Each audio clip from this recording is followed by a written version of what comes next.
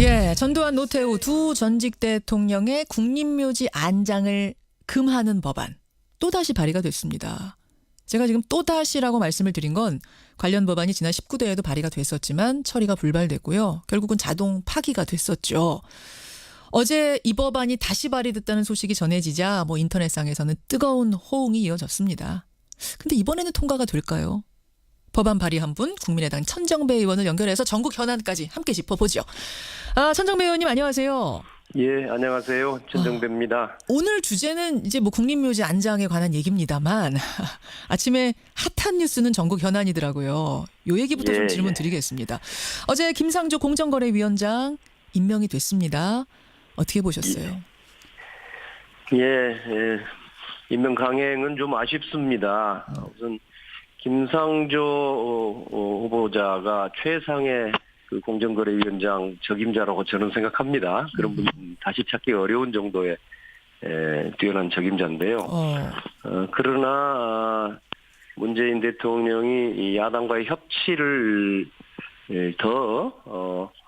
좀 더 그에 대해서 여유를 가지고 시도했으면 좋았겠다. 국회까지 엊그제 오셔서 연설도 하셨는데요. 예. 이를테면 자유한국당 같은 경우에 격렬한 반대가 있는데 그렇죠. 좀 더 진정성 있는 노력을 하셨어야 된다. 이를테면 저는 무슨 5가지 그 배제 사유를 스스로 제시했었지 않습니까? 원칙들? 대통령께서. 예. 그 점에 대해서 좀 더 국민들이나 야당에 대해서 분명한 명시적인 어떤 그 사과랄까요? 를 하시고 야당의 협조를 했었어야 한다. 그런 노력이 더 필요했어야 한다고 생각합니다. 그런 점에서 아쉽죠. 개인적으로는 김상조 위원장이 최적의 적임자, 최고의 적임자라고 생각하셨어요. 그렇습니다. 다만 자유한국당이 이렇게 반대하니까.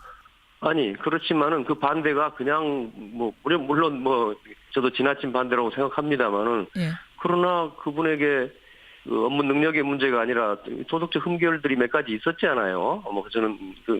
저는 부적격 정도라고는 저는 생각지 않은 사람이지만 대통령께서 제시하신 그 원칙에 어긋나는 그런 사유가 있었잖아요. 그럼 그 점에 대해서는 대통령께서 좀 더 설득하셨어야 된다. 진정한 사과도 하고 또 설득을 하고 나왔어야 한다고 저는 봅니다. 근데 이제 과거 정권에 비하면은 물론 5대 배제 원칙을 스스로 약속하신 게 있기 때문에 지금 걸린다 말씀은 하셨지만 과거 정권에 비하면 흠결이 더 큰 것도 아닌데 야당들이 존재감 강박증 때문에 이러는 건 아니냐 이런 평가도 있거든요. 이명박 박근혜 정권은 최악의 대립 정권이죠. 야당을 완전히 무시했고 그렇기 때문에 정권 교체가 되고 국민들이 그에 대해서 아주 심각한 반감을 가지고 있지 않습니까? 옛날 이야기 하다 보면 이제 협치라는 것은 시작될 수조차도 없죠. 그런 식으로 그 정권은 협치하고는 관계없는 정권이었고 이제 문재인 대통령은 국민들이 압도적인 지지를 해가면서 협치를 기대하고 있지 않습니까? 이 점에 관해서 야당도 협력해야 되겠지만 우선적으로 노력해야 될 부분은 역시 여당과 대통령이 아닌가 생각합니다. 그런 점에서는 역시 아쉽습니다. 지금 청와대 분위기로 봐서는 강경화 후보자도 임명할 가능성이 높습니다. 한미정상회담이 코앞으로 다가왔기 때문에 아마 할 것 같은 분위기인데 그건 어떻게 생각하세요? 예, 저도 이 강경화 후보자의 경우에 이제 적격 여부는 제가 청문위원들이 따로 있고 그래서 그 자체에 대해서 제가 이렇게 저렇게 말할 수는 좀 이는 어렵다고 봅니다. 거기는 하자가 김상조 후보자보다는 좀 큰 것 같고, 그래서 그 문제에 대한 평가의 문제는 좀 서로 의견이 다를 수 있어요. 야당으로서는 부적격이라고 볼 수도 있다고 생각합니다. 그러면 야당으로서도 뭘 이렇게 거부할 게 아니라 부적격이면 부적격 의견을 밝혀서 청문 보고서를 채택하는 것이 옳다고 봅니다. 그리고 임명 여부는 대통령이 임명권자니까 그런 야당의 의견들을 감안해서 결정하는 것이 옳다고 생각하는데요. 그러나 그 문제에 대해서도 역시 강경화 후보자가 적격 여부와 관계없이 이것이 그동안 정부 여당과 야당의 대립을 상징하는 지금 인물이 되고 말았단 말이에요. 상징적인 인물이 돼버렸어요 지금. 그렇습니다. 그러면 이 문제도 대통령께서 협치를 어떻게 해갈 것이냐 하는 관점에서 좀 더 노력이 있어야 한다고 생각합니다. 예, 오늘 뭐 주제는 아니어서 일단 이 정도까지 입장 확인을 하고 천정배 의원과의 주제로 본론으로 좀 들어가 보겠습니다. 어제 발의하신 법안이 정확한 이름이 이래요. 5.18 민주화 운동 등에 대한 특별법 개정안 맞습니까? 그렇습니다. 예, 핵심은 뭔가요? 그 전두환 노태우 씨, 이 사람들은 12.12 군사 쿠데타의 수괴들이죠. 또 5.18 항쟁 당시에 학살을 자행했던 주범들입니다. 예, 예. 이분들이 이제 형사처벌로 형사처벌이 확정이 됐었는데 사면을 받았단 말이에요. 그렇죠. 사면을 이유로 현행법에서는 이 경우에 따라서는 국가보훈처의 심사를 받아서 국립묘지에 묻힐 수 있게 돼 있습니다. 예. 근데 이거를 봉쇄해야 되겠다. 이들이 비록 뭐 사면은 받았을지 모르지만 예. 이런 사람들이 이제 헌정 파괴범들이 국립묘지에 안장되는 것은 그것은 국립묘지의 취지에 맞지 않고 사실은 헌법에도 맞지 않는 거죠. 그래서 이런 사람들은 국립묘지에 묻히지 못하도록 하겠다는 것이고요. 거군요. 예. 또 덧붙여서 이미 묻힌 사람이 있기 때문에 제가 걱정을 합니다. 이게 안현태 전 청와대 경호실장인데요. 뭐 이 사람은 이미 사망해서 묻혀 있습니다. 그렇죠. 그래서 이런 사람들은 소급 적용해서 옮겨가도록 하는 법입니다. 2장까지 소급 적용을 하도록 하는 그런 법안. 이게 5년 전 19대 때도 법안이 있었거든요. 국립묘지법 개정안. 그거하고는 예. 그럼 같은 건가요? 조금 다른 건가요? 두 가지 점에서 좀 차이가 있습니다. 하나는 이제 그 법안 명칭이 말해주듯이 국립묘지에 대해서 전반적으로 5.18 관계자뿐만 아니라 모든 내란 사범, 쿠데타 사범 이런 사람들에 대해서 적용하는 거니까 그 법이 더 이 범위가 넓지요. 그러니까 이번에 제가 발의한 법은 예. 5.18에 좀 집중해서 이제 그 관련자들 12.12 5.18 관련자들을 알겠습니다. 적용하는 5.18에 거니까요. 저는 그렇게 한 이유는 예. 그렇게 해야 이제 입법 가능성이 높아진다. 그렇게 보셨어요. 너무 일반적이 되면 또 야당 중에서 반대할 수도 있겠는데 적어도 5.18 문제, 광주 항쟁 문제에 관한 한 야당도 어느 국회의원도 반대 못하리라고 제가 생각하고 있고요. 예. 또 하나는 아까 말씀드린 것처럼 이미 묻힌 사람들에게도 소급 적용하겠다는 겁니다. 예. 그 점이 19대 법안과 다릅니다. 이 부분도 있더라고요. 그러니까 그 5.18 민주화 운동을 진압한 공로로 상훈 받은 자에 대해선 이것을 취소하고 훈장도 환수한다. 이것도 들어가 있는 거죠? 아니 이것은 새로 들어간 게 아니라요. 이미 있습니다. 이것도 그거는 있는 이미 거군요. 예. 상원 박탈은 이미 현행법에 5.18 법에 이거는 그러면 누구 규정돼 해당됩니까? 여기 해당하는 인물은? 예, 뭐 전두환 노태우 씨 이분들 해당되고요. 두 사람하고. 또 그밖에도 무슨 정호영, 최세창 뭐 예. 등등 제가 알기로는 69명이라고 알고 있습니다. 69명의 예, 그때 이제 훈장도 무효로 한다, 환수한다. 예. 근데요, 천 의원님, 이게 지금 발의만 된다고 끝이 아니라 통과가 돼야, 현실화가 돼야 되는 건데 19대 국회에서는 이게 여러분 놀라시겠지만 상정조차 못했습니다. 상정조차 못하고 파기가 됐는데 그 당시 여당이었던 새누리당 쪽에서 협조를 하지 않았기 때문에 상정도 안 됐거든요. 이번엔 좀 다를 거라고 보세요. 20대 국회는 19대 국회하고 다르죠.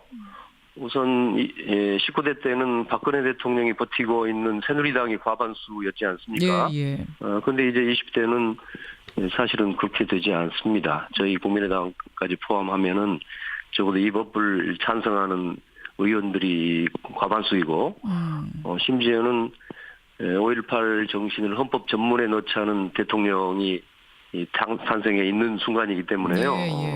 상황이 전혀 다르죠. 저는 다르다. 자유한국당도 이번 제가 낸 법안에 반대할 수는 없을 것이다. 저는 그렇게 생각합니다. 최근에 이순자 씨하고 전두환 씨 회고록에서 우리 보고 살인자라 그러는데 우리는 발포 명령 내린 적이 없다. 우리도 피해자다. 이런 주장을 담았어요. 혹시 이런 식으로 주장을 해오면 그게 걸림돌이 되거나 뭐 이럴 가능성은 없겠습니다.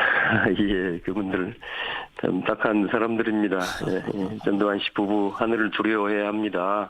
참으로 낯뜨거운 거짓말을 하고 있는데요. 낯두꺼운 거짓말이죠. 낯두꺼운 거짓말인데. 예. 이제 사실은 이거요. 5.18 광주 학살에 이어서 정신적인 학살이라고 볼 수 있습니다. 이건 제가 그냥 말씀드린 게 아니라 예. 적어도 국제 인권 무대에서는 이런 것은 또 하나의 어떤 심각한 인권 유린이라고 보는 겁니다. 이런 회고록에서의 예. 발언들 우리가 피해자다 이런 말도 안 되는 뭐 얘기들. 그렇습니다. 그러니까 처벌을 받아야 될 그런 그 학살들이 처벌받지 않는 사태, 예. 이런 것들 자체가 또 하나의 인권 유린이라고 하는 이제 불처벌이란 말로 표현합니다만은 그런 사태인데 이게 지금 살인범이 거기에 쳐들고 자기가 오히려 피해자라고 하는 것인데 참 기막힌 이제 새로운 정신적인 학살이고요. 알겠습니다. 사실은 이 사람들은 뭐 저는 사형 폐지를 생각하고 있는 사람이지만 예. 이 사람들은 사형이나 종신형을 받았어야 마땅하다 이렇게 생각이 됩니다. 이게 뭐 자세한 내용들은 그 대법원 판결에서 이미 뭐 그런 게 있죠. 사실상 전두환을 발포 명령자로 인정했죠. 예. 당시 전두환 보안사령관이 작전을 강행한 것은 사람을 살해해도 좋다는 발포 명령이 있었음이 분명하다. 이런 식으로 알겠습니다. 그럼에도 불구하고 써져 있죠. 뻔뻔하게 이렇게 나오는 것은 걸림돌 될 수 없다. 국회 이번에 반드시 저는 통과될 오히려 거다. 이것 때문에 전두환 씨 부부의 모렴치한 태도로 예. 이번 개정안에 대해서 국민적 지지가 높아지고 오히려. 그래서 일부 뭐 야당 의원도 반대할 수 없으리라고 봅니다. 여기까지 말씀 듣겠습니다. 천정배 의원님 고맙습니다. 예, 감사합니다. 국민의당 천정배 의원이었습니다. 그러면 뭐 야당으로서도 뭘 이렇게 거부할 게 아니라 예. 부적격이면 부적격 의견을 밝혀서 청문 보고서를 채택하는 것이 옳다고 봅니다. 그리고 임명 여부는 대통령이 임명권자니까 예. 그런 야당의 의견들을 감안해서 결정하는 것이 옳다고 생각하는데요. 예. 그러나 그 문제에 대해서도 역시 이 강경화 후보자가 적격 여부와 관계없이 이것이 그동안 정부 여당과 야당의 대립을 상징하는 지금 인물이 되고 말았단 말이에요. 상징적인 인물이 돼버렸어요 지금. 예. 그렇습니다. 어찌저찌 해서. 그러면 이 문제도 대통령께서 협치를 어떻게 해갈 것이냐 하는 관점에서 좀 더 노력이 있어야 한다고 생각합니다. 예, 오늘 뭐 주제는 아니어서 일단 이 정도까지 입장 확인을 하고 천정배 의원과의 주제로 본론으로 좀 들어가 보겠습니다. 어제 발의하신 법안이 정확한 이름이 이래요. 5.18 민주화운동 등에 대한 특별법 개정안 맞습니까? 그렇습니다. 예, 핵심은 뭔가요? 그 전두환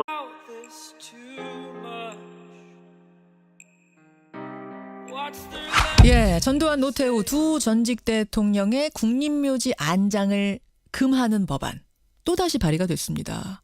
제가 지금 또다시라고 말씀을 드린 건 관련 법안이 지난 19대에도 발의가 됐었지만 처리가 불발됐고요. 결국은 자동 파기가 됐었죠.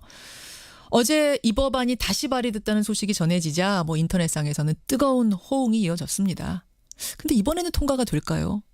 법안 발의한 분 국민의당 천정배 의원을 연결해서 전국 현안까지 함께 짚어보죠. 천정배 의원님 안녕하세요. 예, 안녕하세요. 천정배입니다. 오늘 주제는 이제 뭐 국립묘지 안장에 관한 얘기입니다만 아침에 핫한 뉴스는 전국 현안이더라고요. 요 얘기부터 좀 질문 드리겠습니다.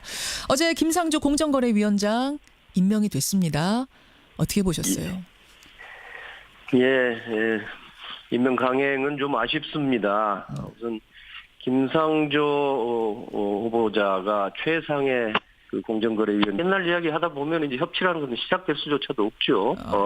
그런 식으로 그 정권은 협치하고는 관계없는 정권이었고 이제 문재인 대통령은 국민들이 압도적인 지지를 해가면서 협치를 기대하고 있지 않습니까? 이 점에 관해서 야당도 협력해야 되겠지만 우선적으로 노력해야 될 부분은 역시 여당과 대통령이 아닌가 생각합니다. 그런 점에서는 역시 아쉽습니다. 지금 청와대 분위기로 봐서는 강경화 후보자도 임명할 가능성이 높습니다. 한미정상회담이 코앞으로 다가왔기 때문에 아마 할 것 같은 분위기인데 그건 어떻게 생각하세요? 예, 저도 이 강경화 후보자의 경우에 이제 적격 여부는 뭐 제가 청문위원들이 따로 있고 그래서 뭐 그 자체에 대해서 제가 뭐 이렇게 저렇게 말할 수는 좀 어렵다고 봅니다. 거기는 하자가 김상조 후보자보다는 좀 큰 것 같고, 그래서 그 문제에 대한 평가의 문제는 좀 서로 의견이 다를 수 있어요. 야당으로서는 부적격이라고 볼 수도 있다고 생각합니다. 다만 자유한국당이 이렇게 반대하니까. 아니 그렇지만은 그 반대가 그냥 뭐 물론 뭐 저도 지나친 반대라고 생각합니다만은 그러나 그분에게 그 업무 능력의 문제가 아니라 도덕적 흠결들이 몇 가지 있었잖아요. 저는 뭐 부적격 정도라고는 저는 생각지 않은 사람이지만 예. 대통령께서 제시하신 그 원칙에 어긋나는 그런 사유가 있었잖아요. 그럼 그 점에 대해서는 대통령께서 좀 더 설득하셨어야 된다. 그런 말씀. 진정한 사과도 하고 또 알겠습니다. 설득을 하고 나왔어야 한다고 저는 봅니다. 근데 이제 과거 정권에 비하면은 물론 5대 배제 원칙을 스스로 약속하신 게 있기 때문에 지금 걸린다 말씀은 하셨지만 과거 정권에 비하면 흠결이 더 큰 것도 아닌데 야당들이 존재감 강박증 때문에 이러는 건 아니냐 이런 평가도 있거든요. 이명박 박근혜 정권은 최악의 대립 정권이죠. 야당을 완전히 무시했고 그렇기 때문에 정권 교체가 되고 국민들이 그에 대해서 아주 심각한 반감을 가지고 있지 않습니까? 가장 적임자라고 저는 생각합니다. 그런 분 다시 찾기 어려운 정도의 뛰어난 적임자인데요. 그러나 문재인 대통령이 이 야당과의 협치를 좀 더 그에 대해서 여유를 가지고 시도했으면 좋았겠다. 국회까지 엊그제 오셔서 연설도 하셨는데요. 이를테면 자유한국당 같은 경우에 격렬한 반대가 있는데 그렇죠. 좀 더 진정성 있는 노력을 하셨어야 된다. 이를테면 저는 무슨 5가지 그 배제 사유를 스스로 제시했었지 않습니까? 원칙들. 대통령께서. 그 점에 대해서 좀 더 국민들이나 야당에 대해서 분명한 명시적인 어떤 그 사과랄까요? 를 하시고 야당의 협조를 했었어야 한다. 그런 노력이 더 필요했어야 한다고 생각합니다. 그런 점에서 아쉽죠. 개인적으로는 김성주 위원장이 최적의 적임자, 최고의 적임자라고 생각하셨어요. 그렇습니다.